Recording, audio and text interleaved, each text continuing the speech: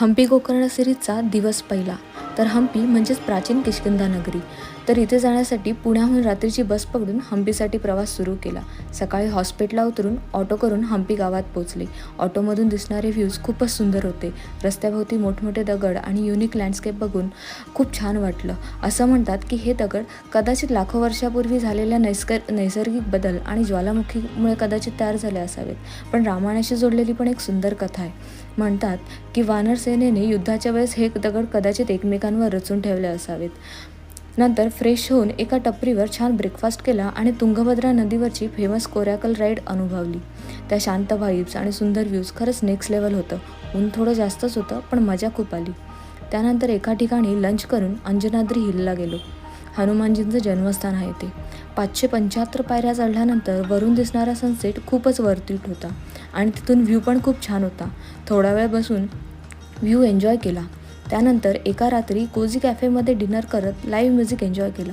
दिवस पहिलाच होता पण हम्पीनं मन जिंकून घेतलं. हम्पी गोकर्ण सिरीजचा दिवस पहिला. तर हम्पी म्हणजेच प्राचीन किष्किंधा नगरी. तर इथे जाण्यासाठी पुण्याहून रात्रीची बस पकडून हम्पीसाठी प्रवास सुरू केला. सकाळी हॉस्पिटलला उतरून ऑटो करून हम्पी गावात पोहोचले. ऑटोमधून दिसणारे व्ह्यूज खूपच सुंदर होते. रस्त्याभोवती मोठमोठे दगड आणि युनिक लँडस्केप बघून खूप छान वाटलं. असं म्हणतात की हे दगड कदाचित लाखो वर्षापूर्वी झालेल्या नैसर्गिक बदल आणि ज्वालामुखीमुळे कदाचित तयार झाले असावेत. पण रामायणाशी जोडलेली पण एक सुंदर कथा आहे. म्हणतात की वानर सेनेने युद्धाच्या वेळेस हे दगड कदाचित एकमेकांवर रचून ठेवले असावेत. नंतर फ्रेश होऊन एका टपरीवर छान ब्रेकफास्ट केला आणि तुंगभद्रा नदीवरची फेमस कोरॅकल राईड अनुभवली. त्या शांत व्हाईब्स आणि सुंदर व्ह्यूज खरंच नेक्स्ट लेवल होतं. ऊन थोडं जास्तच होतं पण मजा खूप आली. त्यानंतर एका ठिकाणी लंच करून अंजनाद्री हिलला गेलो. हनुमानजींचं जन्मस्थान आहे ते.